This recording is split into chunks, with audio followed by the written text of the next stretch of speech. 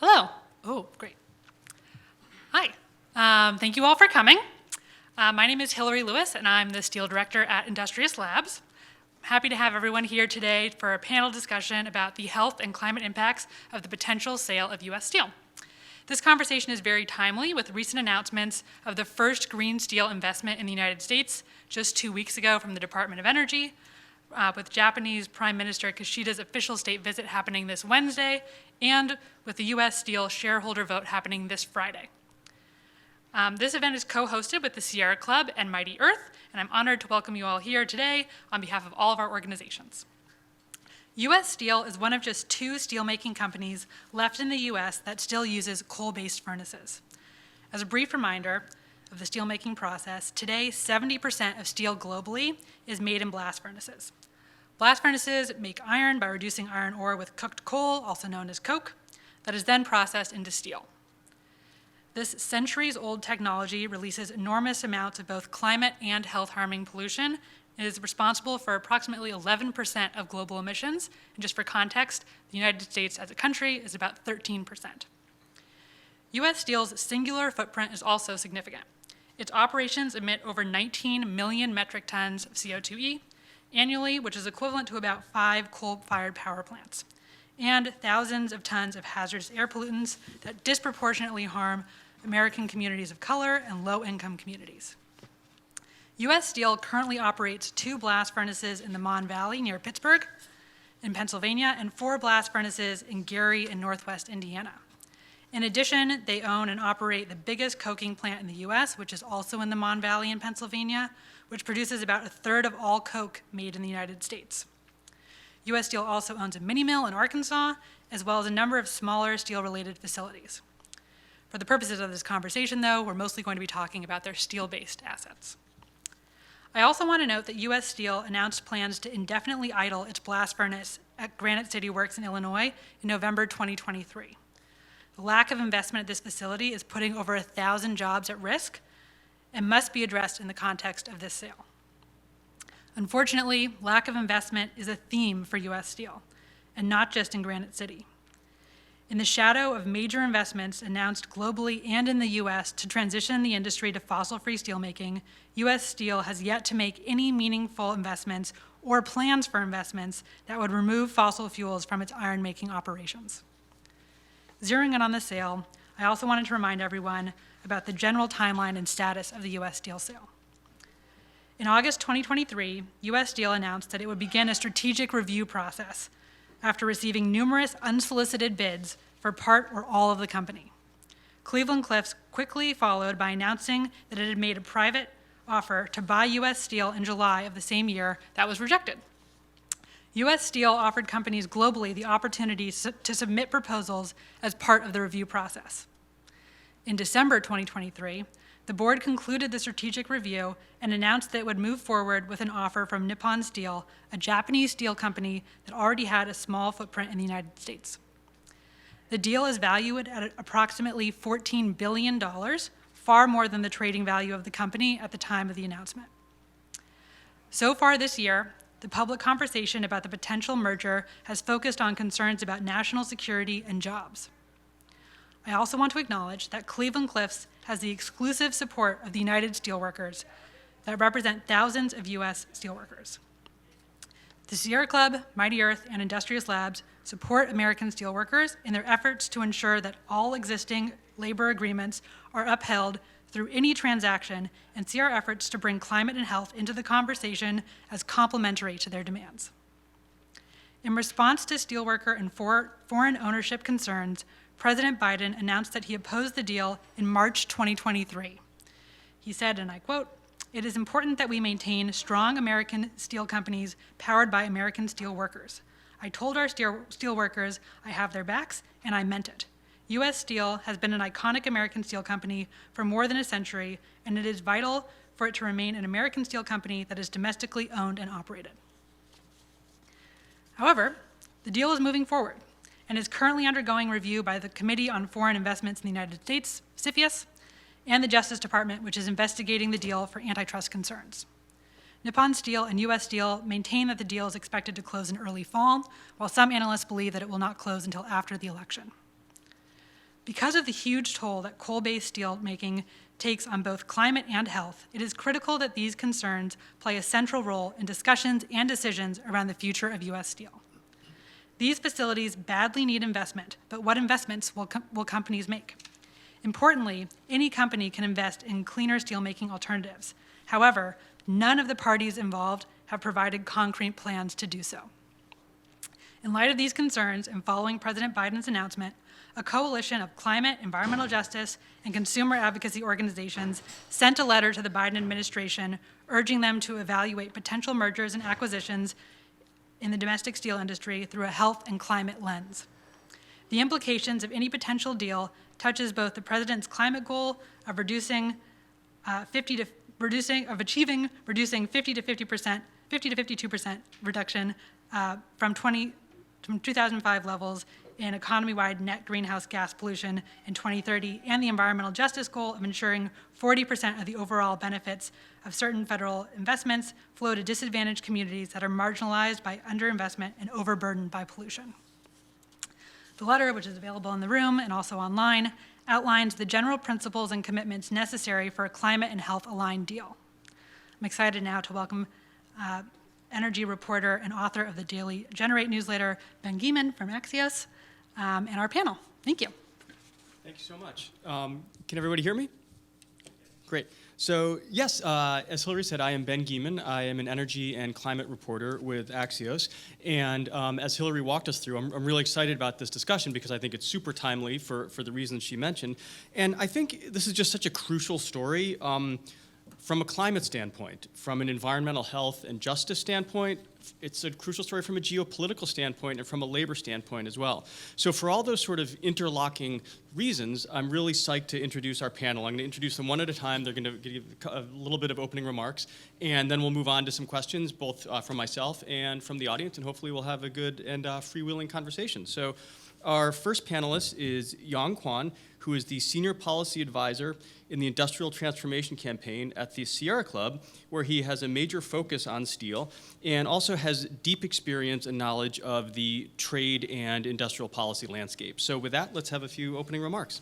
Thanks, Ben. Good afternoon, everybody. Vice President Quinn will speak about national security, and I hope to start up the discussion with some comments on climate change, which is a human security challenge. As an environmental organization, the Sierra Club believes that all primary steel manufacturers can and must deliver iron made without coke within the next decade. This, of course, includes the U.S. Steel Company and Nippon Steel. Let's take a quick step back. People often say something along the lines of, we've made iron and steel the same way for thousands and thousands of years. This, of course, is a generalization. The iron and steel industry has always been evolving with society's needs. 300 years ago, iron smelters around the world used charcoal, which is produced by baking wood. Japanese audiences might be familiar with the Tatara furnaces used during the Edo period. These furnaces use charcoal. Because making iron with charcoal requires so much wood, it often contributed to deforestation in places where there were furnaces. For those who are familiar, this is the backdrop of Hayao Miyazaki's movie, Princess Mononoke. Just a drop there. In the 18th century, iron makers in England discovered that using coke made from baking coal could be used instead of charcoal. This meant that forests did not have to be logged to make iron. And this is how we ended up with iron-making blast furnaces using coke today. But as people 300 years ago understood that using charcoal led to deforestation, we know now that the use of coke contributes to climate change. 8% of global anthropogenic greenhouse gas emissions come from the steel industry, much of it from blast furnaces using coke. This does not begin to take into account the extensive releases of toxic pollution that devastate local community health, which I hope my co-panelist Jermaine Patterson will be able to speak about in greater detail when she arrives. Focusing on climate change, I don't think I need to list a number of ways that the changing climate will affect our collective well-being. It means devastating changes to our ability to grow food, the death of ecosystems that we rely on for food, ingredients for medicine, and biodiversity, and other serious calamities that will carry a human cost. And the planet is getting warmer faster than previously anticipated. The Journal of Advances in Atmospheric Sciences published an article that showed that oceans were warmer than any time observed since the 1950s in 2023. We can also see it ourselves in the death of 90% of Florida's coral reefs in the last 40 years. The research organization Rhodium Group found that the US economy-wide emissions declined by 1.9% in 2023 from 2022 levels, partially thanks to the declining generation from coal power plants. But our rate of decline needs to more than triple and sustain at the level every year from 2024 through 2030 in order to meet the US climate target under the Paris Agreement of a 50% reduction in emissions from 2005 levels to limit global warming to 1.5 degrees centigrade. Here we discovered that the US industrial sector emissions is one reason why our national emissions are not falling faster. Industrial emissions actually increased by 1.2% in 2023 over 2022 levels. Within the industrial sector, the steel industry can do more to reduce its greenhouse gas emissions by adopting new technologies. Using data from a pilot facility in Sweden that is using hydrogen-based direct reduced iron technology, we see that greenhouse gas emissions decrease from 1,600 kilograms per ton of crude steel from traditional steelmaking to 25 kilograms per ton. That's a 98% decrease. Commercial scale plants are under construction in Europe, and the US Department of Energy announced that it is in negotiations with the company SSAB to provide public funding for the construction of the first commercial scale hydrogen-based direct reduced iron making facility in North America in Mississippi. In this environment, Nippon Steel's current plan to adopt hydrogen direct reduced iron making around 2040 and in the meantime continue to use coke in blast furnaces that are made slightly more efficiently, is tantamount to announcing its intention to go back to making iron with charcoal. Its ambitions are inconsistent with the goals we must achieve to safeguard human security. It is for this reason that Sierra Club raises concerns about the company's intention to purchase the US Steel Company. We do not see Nippon Steel as a responsible steward of these facilities that must be transitioned from coke, and we will apply the same criteria to judge other bids for the facilities owned by the US Steel Company. Thank you. Thank you. I think that very much lays out both the daunting environmental and climate challenges associated with steel, but also on a more optimistic note, the fact that there are technological solutions if companies and policymakers choose to adopt them. From there, I wanted to turn to another dimension of this. On the national security side of things, we have Joe Quinn, who leads the Center for Strategic Industrial Materials at SAFE, which is Securing America's Future Energy. And he also has firsthand knowledge and experience working in the metals industry itself. So with that, Joe, please take it away. Appreciate it. Thank you, Ben. Good afternoon, everybody. SAFE is an energy security think tank committed to transportation and energy policy solutions that ensure the economic and national security of the United States, its partners, and its allies. We believe the world is transitioning from a fossil-based to a minerals-based economy that will require an ever-growing supply of critical minerals and materials, specifically steel. In the coming decade, where steel comes from and how it is produced will have a profound consequence on America's national security and economic competitiveness. SAFE was founded in 2004 to develop and advocate for policies to improve America's energy and national security. Our initial focus was ending dependence on oil by using less of it and diversifying to other cleaner sources of energy, which evolved into an emphasis on electrification. As we pursued these goals, we realized that the United States would soon reach a point where it risked trading dependence on Saudi oil for dependence on Chinese critical minerals. The People's Republic of China dominates nearly all aspects of critical material supply chain, from mining and processing to advanced component production, manufacturing, and recycling. This is true for steel. Now, I realize we're here today to talk about Japan and U.S. steel issues, but from our point of view, we should move away from this allies versus allies and focus more on allies versus adversaries. The demand for steel is on the rise. According to the American Iron and Steel Institute, domestic steel demand increased 15 million tons from 2020 to 21, and an additional 8 million tons from 21 to 22. And then came the Inflation Reduction Act. Steel is an extremely important strategic material, considering its role in both defense technology and the clean energy transition. For clean energy, steel is used in solar panels, wind turbines, and other clean technologies. Because of the IRA, a report by the Rocky Mountain Institute projected domestic steel demand to increase by 40 million tons by the end of the decade. China dominates the global steel market, producing 45% of the global steel and 68% of the world's primary steel. This makes the United States and its allies vulnerable to market manipulation and supply risk. As demand continues to increase, it will become more important to think about which countries fill the growing gap between demand and domestic supply. The alliance between the United States and Japan is, as the U.S. State Department phrased it, the cornerstone of U.S. security interests in Asia. SAFE believes that the U.S. should prioritize domestic and allied sourcing for supply of critical materials, including steel. Thanks, Ben. Thank you. And now we are going to move on to Aaron Brickman, who is the senior principal with the U.S. program at the Clean Energy think tank, RMI. And that's a program and organization that looks to accelerate clean energy and has spent a lot of years doing that successfully. But he also brings a lot of private sector experience and also experience from within the Commerce Department that will help inform his views on this and what he has to say. So please take it away, Aaron. Thank you. Yeah, so RMI, also known as the Rocky Mountain Institute, of that report that the Vice President just mentioned moments ago. So yeah, there's a lot at stake, and it's a great conversation to have. Thrilled to be part of it. So because of my background in economic development and competitiveness and investment and trade, I'm thinking about this in terms of those things. So steel in the energy transition and what that means from an economic development standpoint, from a regional competitiveness, from a national competitiveness standpoint. So just set the table for a second. In terms of projections for that green premium, which we heard a little bit about, maybe we'll talk a little bit more about, how long will it take for that premium to go away? Looking like approximately 20% based on EU deals and high-level market assessment that I checked out in advance of this panel. As we see more deployment of low-emission steel tech, the premium will decrease. So maybe we're looking at a 10-year window for countries to position for leadership and competitiveness.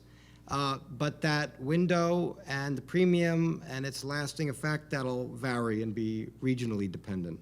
So with that sort of setting, I'll say let's hit a couple categories here. Jobs and workforce. So in 2022, the steel industry supported about 83,000 direct jobs across 32 U.S. states. So transitioning to cleaner production methods presents an opportunity for investment in some of the largest and most labor-intensive facilities in this country, in any sector, right? These are big, these are employment engines, and that means supply chain, right? Not just the facilities themselves. So in doing the investment in new tech and in clean tech, there's an opportunity to not just retain these current employment levels, but add employment opportunities in steel and then in the upstream energy supply chain. So it's significant from a jobs standpoint. And if it's good for the upstream energy supply chain, it's good for domestic steel manufacturing capacity. It's good for building out manufacturing supply chains in the U.S. for multiple sectors that have steel as a significant input and sectors where green steel may be a required input. Domestic steel production helps facilitate indirect workforce opportunities as well in downstream steel fab and finishing facilities, numerous other labor-intensive manufacturing sectors, autos, right? If you think about all the headlines we've been seeing over the last year and a half, 2 years that are Inflation Reduction Act related, steel are in those items. Other consumer products, energy infrastructure, heavy machinery, and more. So we've got to have a steel industry domestically, but we also need to have a low-emission steel industry domestically. We're going to build up and build out the skills base. We're going to capture more and spread more of these good jobs with career laddering opportunities. So jobs and workforce. From a competitiveness standpoint, so we're seeing foreign and domestic markets are demonstrating increasing demand for green steel, a willingness to pay that green premium for low or near zero emission steel products. And as a differentiated market for steel products emerges, that's green specifically, explicitly, the cost of of production for the cleaner products will lower, competitiveness of emissions-intensive coal-based steel will decline. So this is coming, it's happening, so we need to ensure competitiveness. We've got to advance our clean steel industry or risk being uncompetitive, right? These investments are going to happen. We want them to happen here. We want to ensure that the U.S., not just the steel production, but the products that contain U.S. steel are competitive globally, whether that's primary or finished products. And you know, we want to build out these supply chains here so other manufacturers can be reliant on that production. So the Inflation Reduction Act, which you've heard of a couple times here today, and you've probably heard, I don't see any nodding heads, but you've probably heard about that elsewhere. It helps with this. Reliance on domestic steel sourcing is a fundamental strategy for many companies looking to maximize IRA benefits. There are several incentives that require U.S. sourcing minimums to qualify for federal funds in IRA, also in the bipartisan infrastructure law, and the U.S. clean energy push to build renewables out, to revamp its transmission infrastructure, to reshore industrial manufacturing more broadly is incentivized through IRA and others. And you heard Joe's 40 million tons of new steel demand that RMI had projected between now and 2030. I mean, that's about 6.7 million tons a year. It's really just enormous. It's hard to wrap your mind around. So domestic production requirements for iron, steel, and manufacturing products increasing over time within IRA. And what we see from an analytical standpoint is as long as IRA's 45V is around, the U.S. will be the cheapest place to produce green or low-emission steel. This is a competitiveness play. This is big-time, unignorable, like, get-it-done stuff. So then that leads me through this sort of economic development walkthrough to cluster development, clean tech and clean energy cluster development, right? So we are at a point where we, in this country, because of the Inflation Reduction Act, get to build up and out and expand sectors, industrial sectors, beyond having the opportunity to not repeat mistakes of every other industrial sector build out in U.S. history, where underserved and disadvantaged communities are often left out or bear the brunt. This time we can do things different, but we have to do things. So on clusters, building out the low-emission steel manufacturing supply chain, it will directly impact national competitiveness, but this happens in specific places, right? It's not on paper and it's not theoretical. These are places, regions, cities, rural areas within states that will benefit by being part of critical manufacturing supply chain nearby. U.S. Steel, with a stronger balance sheet, whoever buys it, will allow for greater investment in plant facilities and low-emission steel production. You'll see R&D opportunities, more suppliers to the mills, more investment in inputs, more off-takers. These are jobs and CapEx. And then what we see with this announcement that was mentioned a couple times, the U.S. is now projected to have the only 100% green hydrogen steel-making facility outside of Sweden. This is big. This is the start. We can be the global leader. We can scale this. We can scale this more and better than elsewhere, and we should. Thank you very much. Thank you.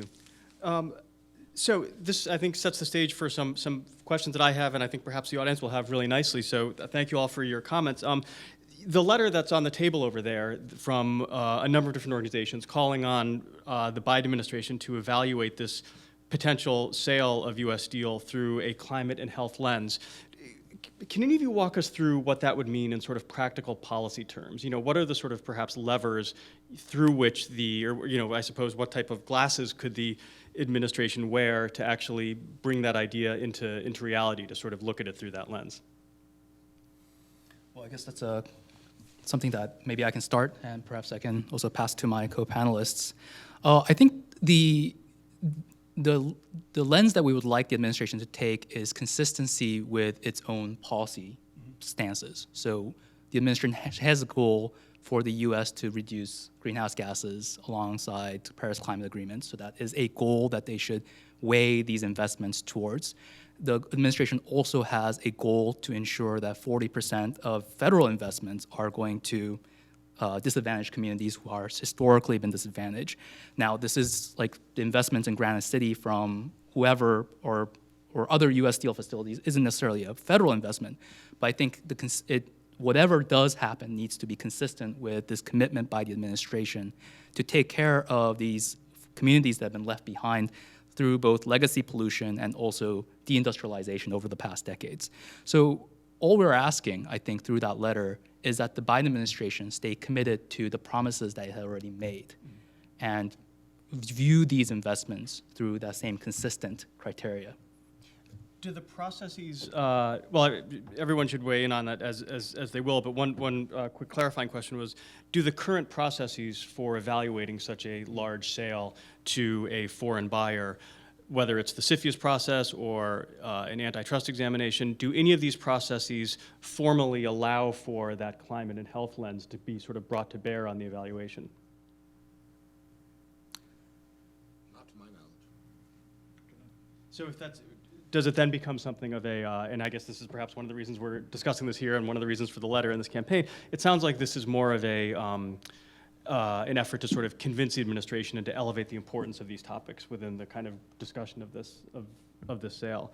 You know, another thing that I wanted to ask about was, just at a very high level, you know, I think we've all heard a lot about the Inflation Reduction Act, but let me just ask a sort of silly question, but it's perhaps one that other people have as well. Certainly there are unprecedented tax incentives and other types of funding streams within the Inflation Reduction Act and the bipartisan infrastructure law. If U.S. steel is sold to a foreign buyer, could that foreign buyer also use those incentives to sort of help to decarbonize the U.S. holdings? Sorry, just to... Yeah, so let's say that Nippon Steel buys U.S. steel. Can Nippon Steel then say, okay, we are going to apply much greener, if, you know, I know that they have demonstrated what people feel is an inadequate commitment to doing so far. But let's say that they or another buyer were to say, okay, we do want to do the right thing here. We do want to sort of apply the most advantageous technologies, which, as you walked us through in your opening comments, are increasingly becoming available at scale. Could they use the incentives through these statutes in order to do so? Do you mind if I go first?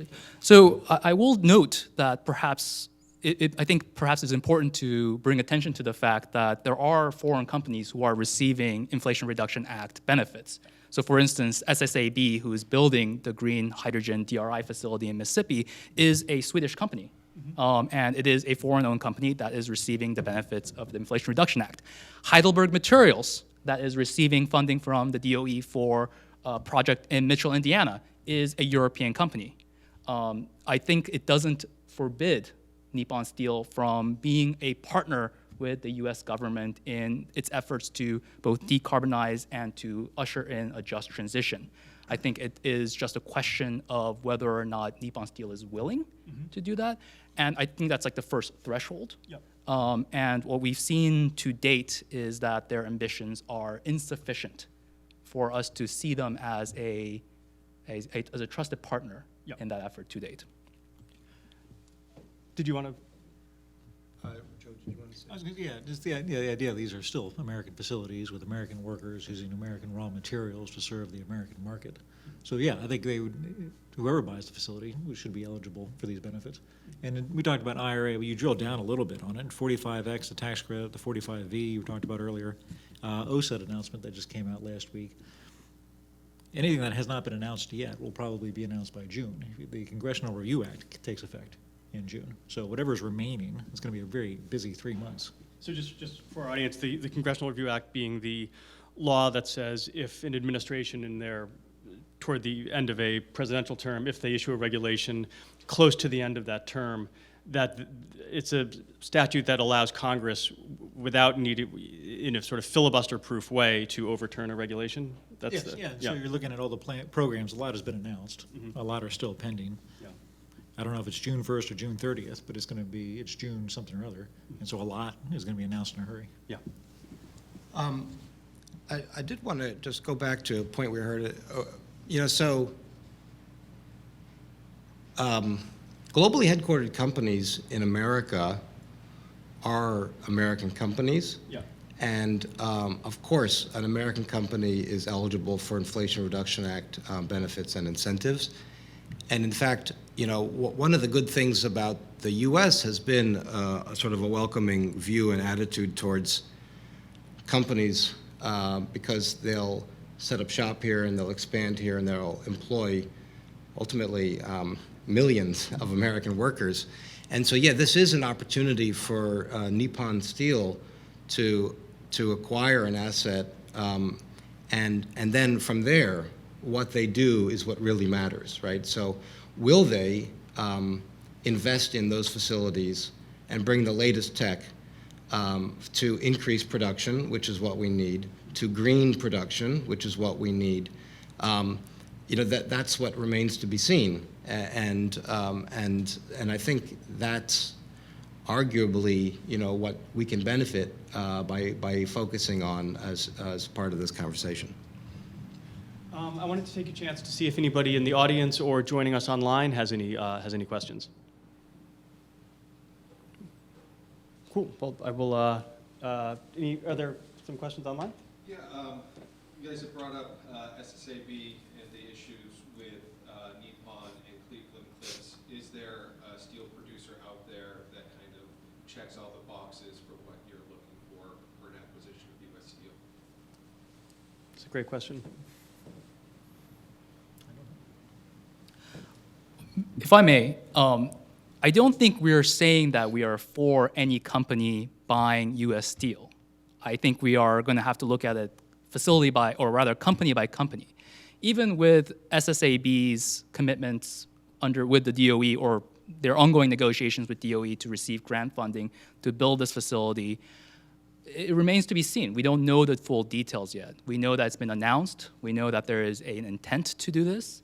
But we still need to see whether these companies have a clear community benefits plan in place and a community benefits agreement in place with the local communities to ensure that some of the benefits are going to these local communities. We also need to assess whether these facilities are truly hitting the problem at the source of the problem with the emissions and both toxic pollution as well. So I think it's going to be a case-by-case scenario. So I don't want to name any facilities or a company that is a better buyer without, you know, studying what the stated objectives and the record has been for this company to date. To piggyback on that, we may differ a little bit on the process, but I think the end point is vitally important, that we're looking at this from the U.S. and an allied perspective. So as long as we're able to frame this for a national security standpoint, we would take that in consideration. I mean, is it American-based, Canadian-based, now? As long as it's allies. Because we're just looking, the future of demand is continuing to grow. So where are we going to get that from? Yeah. And so there are plenty of actors that are trying to take the lead on this. Can we get the right policies in place? Is it through green policies? Is it through the CBAs? Whatever that entails, we're looking at this to making sure that this is supporting the allies' effort as we take on a global production against adversaries. Following up on that, actually, Aaron, I wanted to ask you, but also our other panelists as well. I mean, it seems to me one of the kind of central topics that's running through the implementation of the Inflation Reduction Act, and to perhaps to a lesser extent, but to a real extent, the bipartisan infrastructure law, which is that we have an administration that has a very aggressive that has set very aggressive climate change targets. We also, to some of the things we've also been discussing, have an administration that wants to see these supply chains domesticated, or at least, you know, to the extent possible domesticated, but also making sure that we're getting materials from allies. Now that holds true whether we're talking about electric vehicle battery components, whether we're talking about steel, whether we're talking about a lot of different materials. To what extent is rapid decarbonization inevitably going to collide with the industrial policy goals of the administration, or am I setting up a false collision that doesn't need to occur? I think you may be setting up a false collision that doesn't need to occur. We can have our cake and eat it too. We can walk and chew gum at the same time. Whatever other fun analogy we can come up with, maybe something eclipse related even. But we have to do it, right? We have to want to do it, plan for it, and execute. And and be that place that is reliable and where investment happens in a predictable and transparent manner, and be the United States of America, where it's the destination of choice, right? So where capital goes because it's well treated. The Inflation Reduction Act made the United States the global destination of choice in clean energy and clean tech. And that includes low-emission steel. It is remarkable. We are a juggernaut of economic activity, and we can be that in this sector. Agreed. I think if you're a producer, the challenge of doing this all comes down to cost. All right, you've got the market that's calling for it. You're seeing demand pool calling for it. You have U.S. government support at levels we haven't seen before. You've got talk of the green premium. And just basic modernization of a facility is equal to, you hit on it perfectly, is competitiveness. And so it just seems that the objections to do it, if you think hard, they just aren't that real. These are real money being spent by companies making investments. But the market, the environment is there to do this now. Demand pool, government support, and competitiveness.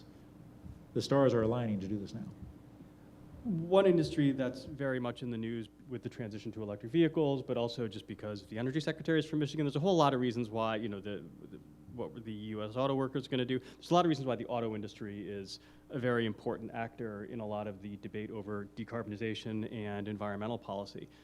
The auto industry also uses a lot of steel. To what extent is that industry providing either headwinds or tailwinds to this effort to have, you know, more green steel deployed and to sort of decarbonize the domestic sector?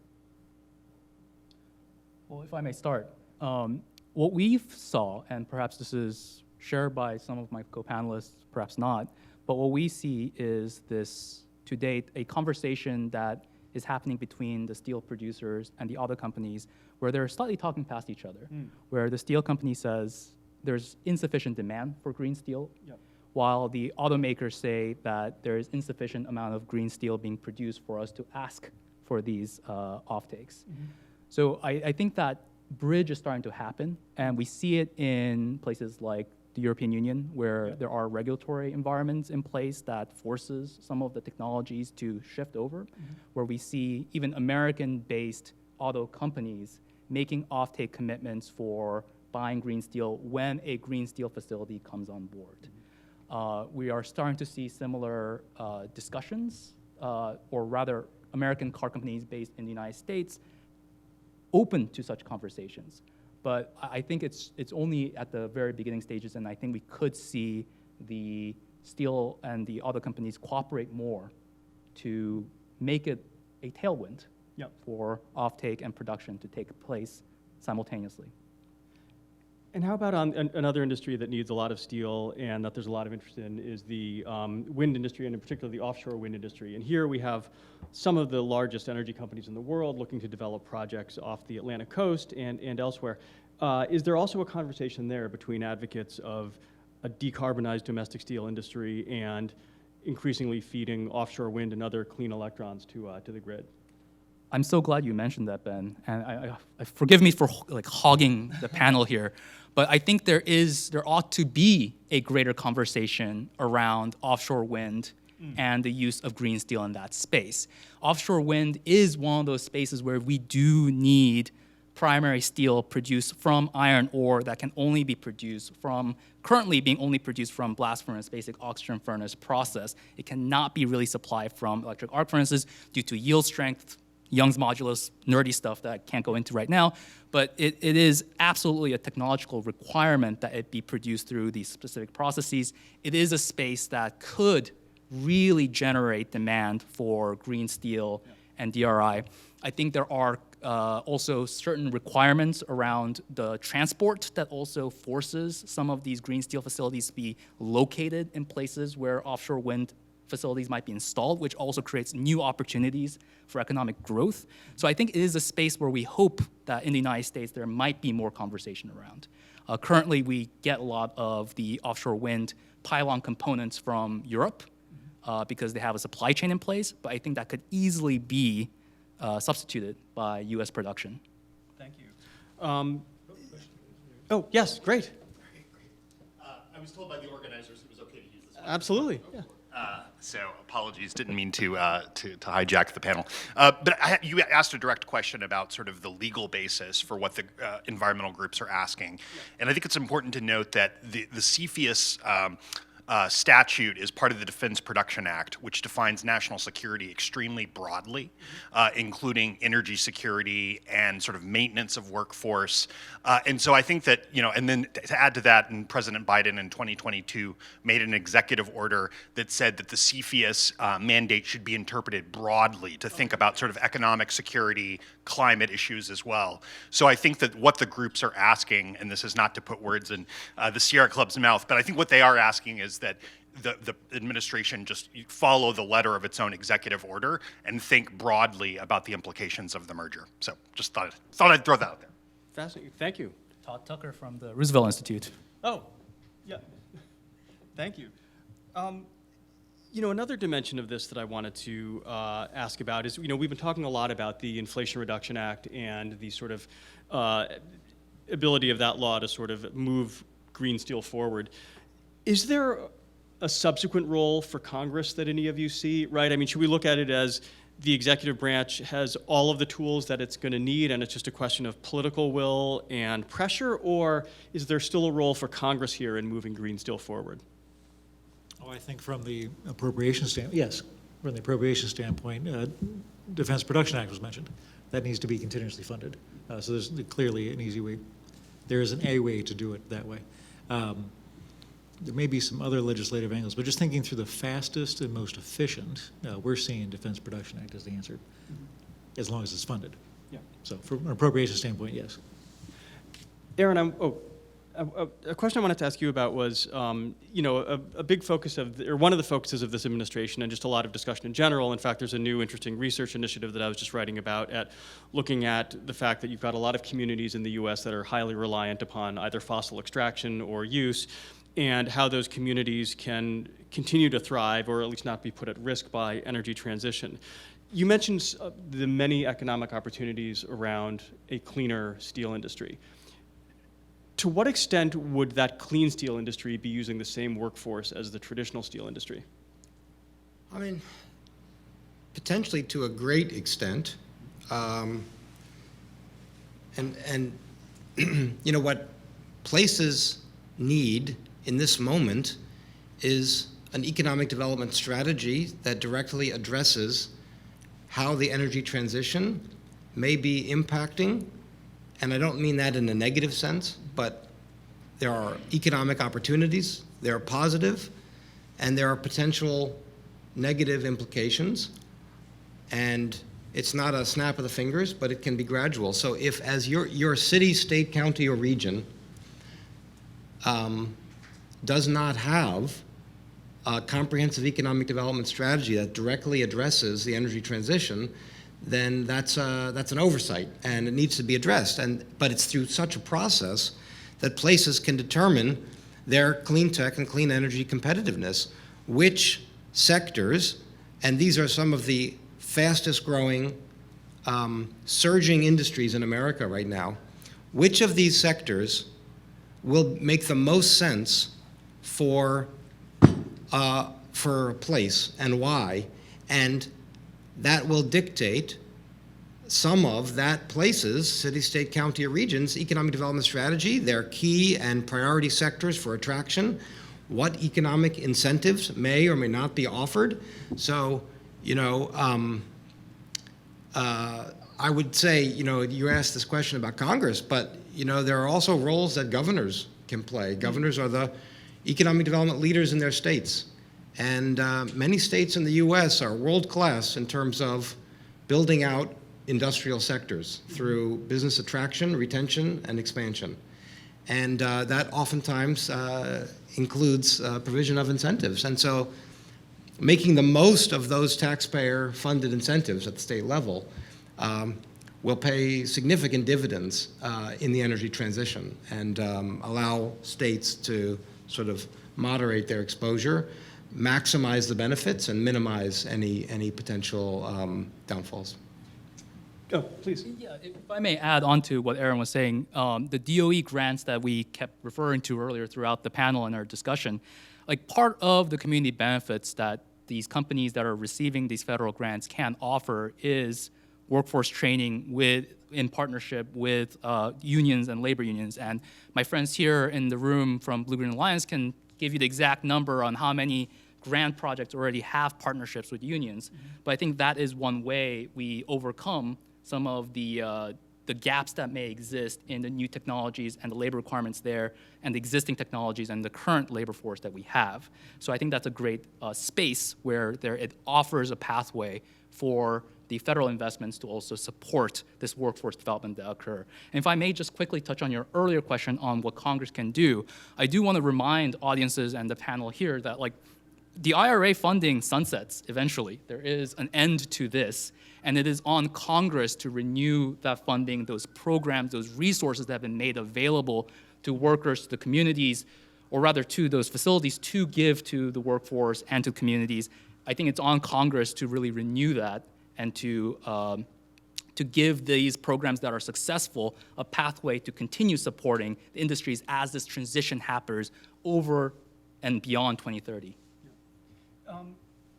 Yeah, speaking of Congress, actually, I mean, I think one thing that while the Inflation Reduction Act doesn't sunset for quite a while, that said, I think we have some perhaps near-term forcing or driving events that could renew discussion around a lot of things in Congress. You know, in 2025, we're going to have some of the Trump tax cuts expiring, so there's going to be a discussion about reauthorization there. We're going to have a debt ceiling fight, most likely, unfortunately.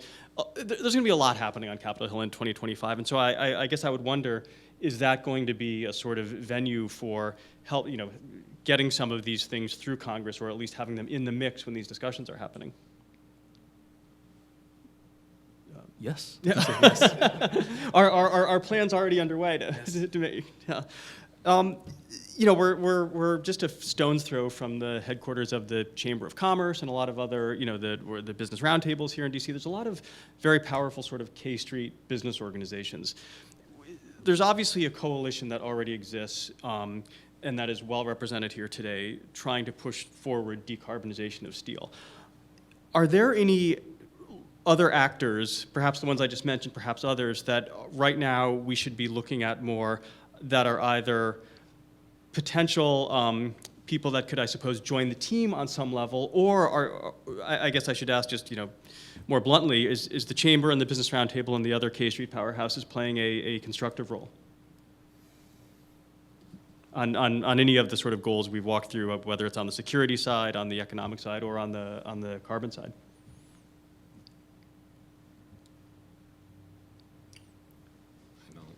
I'm not tracking what they're. Yeah. Joe, do you see a role for these big K Street powerhouses? I wasn't thinking about the business sector. I was thinking of the national security sector. Yeah. The Department of Defense can play a huge role. Yeah, I'm glad you mentioned that, but yeah, sorry, go on. When it comes to procurement policies, when it comes to preferable treatment of materials. So a group that we're trying to get more involved in this would be on the defense side. The business community, I also have not been tracking. Yeah, I'm glad you mentioned the Defense Department. Actually, that was something I wanted to ask about. I mean, one thing that I have not tracked Defense Department procurement of green materials, but I have written some and looked at some of their procurement of renewable electricity, of alternative transportation fuels, and so that's actually a sort of long-winded way of asking, to what extent can DoD, which is, needless to say, a gigantic buyer of all kinds of things, to what extent can they sort of play a role here? A significant role, I think, just with their existing procurement policies, are they able to secure the materials that they need? Are there some tweaks that can be made to those policies to further incentivize domestic, clean steel and aluminum? And I think it's important not only for the direct purchasing and those policies, but also the market signal that there is a demand for these things. And so we put a lot of eggs in that auto basket, as we rightly should. Yeah. But how do we show a diversification of massive end users? I believe DoD can play a role in that. Obviously we have an election coming up. To what extent is the ability to decarbonize the U.S. steel sector at stake in either direction in the 2024 election. And I should say, not just decarbonize, but I mean, if you're sort of looking at the different goals that you've all walked us through in different ways, which is that making sure that, Aaron, making sure that communities economically benefit from this transition, or making sure that we don't become overly reliant on other actors who are not our allies. From any of these standpoints, and please take this where you will, to what extent would a change in power in Washington either help or hinder those goals? I mean, I just think whatever happens, we need to keep our eyes on the prize, that this is an incredibly important industry, and the industry is undergoing transition, like it or not, and we need to maintain U.S. competitiveness in this industry. And that means, like in any other industry, when such change happens, we have to make sure that we're investing in the latest tech. We integrate a workforce development strategy, that there are these community benefits, that it becomes an economic development priority, and that we have an expanding sector with expanding production that is green. We can have those things. And wouldn't it be great to take the politics out of it so that we can have this thriving sector? I see optimism that whoever wins, they'll continue to prioritize green domestic steel. And I say that because if you look at the Section 232 tariffs that the Trump administration imposed, those of us in the metals space assumed, as soon as the Biden administration walks in, it's going to be the first thing they do, they'll throw it out. Yeah. Well, no, they have not thrown it out. They've ridden it pretty hard and tried to turn it into the global arrangement on sustainable steel and aluminum. I think that speaks to the importance of materials production, domestic production, national security, green processing, all the themes. Details matter. Yes, there'll be some changes on the margins based on just a glossary overlook of that. But I would think that was such a almost a toxic issue that you would assume that'd be the first one to be thrown out, and it wasn't. So given the mix of issues that are involved in it, I think this will go through regardless of who wins. What do you see as the election stakes? Well, not to contradict my co-panelists, but perhaps to just throw a little bit of caution to the wind, I think whoever wins the election and is in power in 2025 will have to be someone who's not only dedicated to decarbonization, but also reducing toxic pollution and jobs development and just transition. Mm-hmm. And the reason for that is because there are many paths to decarbonization. In the medium term, the reduction of carbon emissions from these pathways will not look too dissimilar from one another. Mm-hmm. But in the long term, some of these pathways that do not reduce toxic pollution, that do not require workforce training and just transition, have a clear ceiling to where they can reduce carbon emissions. Mm-hmm. And only an administration and policymakers who are truly committed to the trifecta of creating a new workforce development, reducing climate emissions, and also reducing climate pollution will actually take us to the true path to jobs, justice, and climate. And for that reason, I hold deep anxiety over the election going to the way of Donald Trump and his, many of his supporters who not only refuse to acknowledge climate change, but also have not shown too much care for regulation around toxic releases, around workforce training, and other things like that. That dovetails really nicely with another question that I wanted to toss to the panel, but first I wanted to see if we have another. Oh, hey! Hi.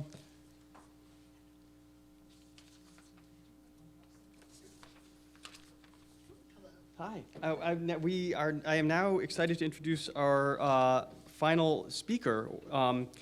Let me introduce Jermaine Patterson. Nice to meet you. Nice to meet you all too. Yeah. Jermaine is a community health worker with Valley Clean Air now and a resident of Clairton, Pennsylvania. And she brings deep and firsthand experience and knowledge with the impacts of U.S. Steel and other industrial sources to the communities and residents of that area. And with that, I would just like to sort of toss it to you for some comments. Okay, so first I'd like to say I'm a community health worker with Women for a Healthy Environment. That's incorrect there, that's all right. I'm a community health worker with Women for a Healthy Environment. I am on the steering committee of Valley Clean Air Now. I've been a resident of the Mon Valley for all of my life, and I've been a resident of specifically of Clairton, which is where U.S. Steel resides, for 19 years. I started working as a community health worker right before the pandemic, and with that came a lot of awakening for me in terms of the health impacts. Can I have some water? I'm sorry. I just sped down 495, so. Glad you made it. Yes. So I'm able to see some of the firsthand health experiences or the detriment that pollution does to community members. Clairton is an environmental justice community. It's a food desert. There's a lot of blighted buildings and homes. And so to have those experiences on top of having health impacts is, it's unfair. You see, I would have worn a suit today, but I wanted to make a statement. Individuals deserve to breathe clean air. As a community health worker, my main focus is on air pollution and asthma in children, but it's not limited to that. But that's what we're talking about today, right? Air pollution. So Clairton has an asthma clinic in the school, so that's how prevalent it is. And that's unheard of. Not only Clairton, but there's other school districts surrounding the U.S. Steel Works within the county that we live in that also has asthma clinics. I know at least 4 residents who have scarsoidosis, and that is directly linked to coal byproducts. And I have here, so me personally, thank God I don't have any major illnesses. However, during the pandemic, I thought I had COVID, right? I thought I had COVID, was a little afraid, and so I went to a Med Express, and the doctor, without really knowing where I lived at, told me that I had environmental allergies. So I suffer from environmental allergies. What that looks like for me is my voice comes and goes, right? Sometimes I have throat irritation. My left eye always is irritated, and I think it's inflammation in my eye. So those are some of the things, but there's a lot of community residents who experience far worse than that. I just want to read, so this document, one of our VCAN members, Sanan Dagan, he actually put this together, and it actually talks about some of the health impacts. And I just want to read the first paragraph. Previous epidemiological studies have linked exposure to coke oven emissions with several adverse health outcomes, including chronic obstruction pulmonary diseases, lung function decline, hypertension, cancers, and neurobehavioral function impairments. Additionally, high levels of heavy metals and metalloids found in the environment surrounding coking plants can pose health risk to nearby communities through various biological pathways. And he states where he gets this information as well. and children, exposure to air pollution raises the likelihood of developing conditions such as leukemia, autism spectrum disorders, hypertension, ear infections, obesity, pneumonia, asthma, respiratory diseases, eczema, and allergy. And this actually brought to mind with myself something I forgot. So this is serious. So I'm considered an older mom. I have 3 children. And after I had my 3rd child, by the way, she was actually the only one who was born in Clairton. After I had my 3rd child, and even during, when I was carrying her, I started to experience heart palpitations. And my doctor didn't know, right? I thought it was linked to me being an older mother, older as in age. But when I started to learn about pollution and the effects that pollution have on, the heart, I put 2 and 2 together. And then I started to notice, right, okay, this is a horrible day. Yeah, my heart is palpitating. So, and I'm not the only one who experiences that. The only thing is I know there are community members who don't know that there is a connection.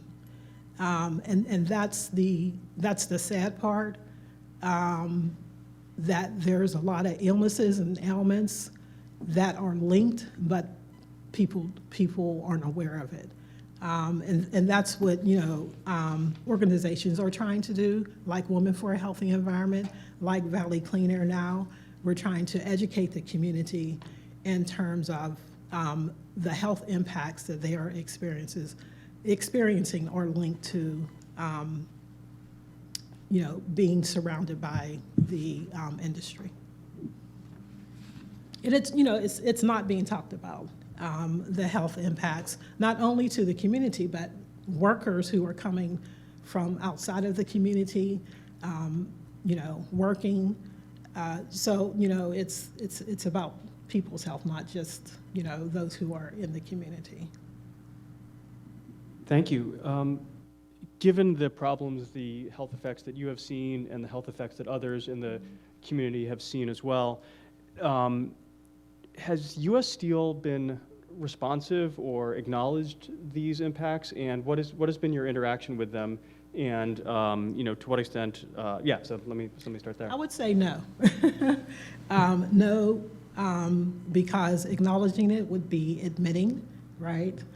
And then they would probably see lots of lawsuits, I'm sure, if they admitted that.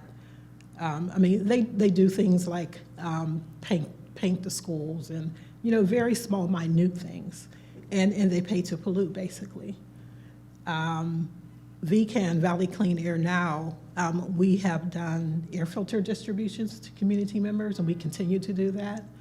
The organization that I work for, Women for a Healthy Environment, one of the things that I do is I go into the home and do a healthy home assessment with families. And with that healthy home assessment, we ask about a variety of things, within the household that may be impacting a family's health. But if there is a child in the home with asthma, we can provide them with an air filter, and with several other things that may be triggers for asthma. And to what extent is the pollution, the localized health impacts related to the U.S. Steel facility, sort of being compounded by other industrial pollution sources in the area? I don't know if I can answer. Well, it's definitely being compounded. You just think about the vehicles that come up and down the street from the industry. The larger trucks. It's being compounded by those. Yes. What would you like? Given that we've got this upcoming board vote on the U.S. Steel sale, and given that there might be, whether it's Nippon Steel or another buyer, what would you hope is going to be achieved by this sale in terms of mitigating some of these harms? Mitigation for sure. Not continuing the legacy of paying to pollute, and just looking at it from the view of those who are being impacted, and think about what if your family was here? Compassion, at the least. It's her God-given right, Yeah. yes. You mentioned a number of the different sort of health impacts. When you began this work in 2019, how long did it take before you sort of realized that different people were all sort of telling and experiencing a version of the same thing? Was it immediately apparent, or was it a more sort of investigative process? It wasn't immediately apparent, and that's because of COVID. Starting a new position, we went virtual, right after I started, so it wasn't immediate. But the more education I received, the more I realized it. Yeah. I wanted to see if we had any other audience questions, or audience and online. You asked it, but I think there's another way of wording it, and I might want to watch some of the people squirm. So we see both President Biden and President Trump courting the USW vote. What role does the transition to sustainable steel play in 2024 in states like Pennsylvania and Ohio? And I think maybe our newest member might have something to say about that. Can you repeat the question? I'm sorry. I heard the So President Biden and former President Bush are both courting the USW vote. What role does the transition to sustainable steel play in 2024 in states like Pennsylvania and Ohio and other steel producing states? Oh, I don't know all of the technicalities, but just a change would make a difference. Yes, just a change alone would make a difference throughout the county. Has the congressional delegation been responsive? Whether have they been responsive to these concerns, or is there a channel through which they've even investigated them? Some have been responsive, yes. Care to name? There's Summerlee, who has been very responsive. I apologize because I'm having it blank, but the first person I can think of is Summerlee. Yeah. What are some of the other, I think one of the sort of reasons that cleaning up these kind of hard to decarbonize sectors, but also addressing their local impacts can be a challenge, is because there are often sort of multiple stressors in the same region. What are some of the other obviously U.S. Steel is a huge player, but what are some of the other kind of stressors that, what are some of the other kind of, you mentioned vehicles. Is oil and gas development in the state also sort of at play in this kind of mix of things that are affecting people? Yes, it is, definitely. Yes, but I would say that U.S. Steel was the biggest player. Yeah. Do we have another, sorry. Or do we, I think we're going to start to wrap these up. I think we're going to bring Hillary back up for some closing comments.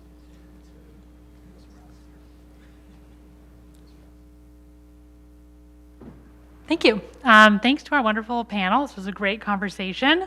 I hope that everyone is taking away a few new things to keep in mind when thinking about the U.S. Steel sale, a potential sale, and how that might impact both the climate and community health.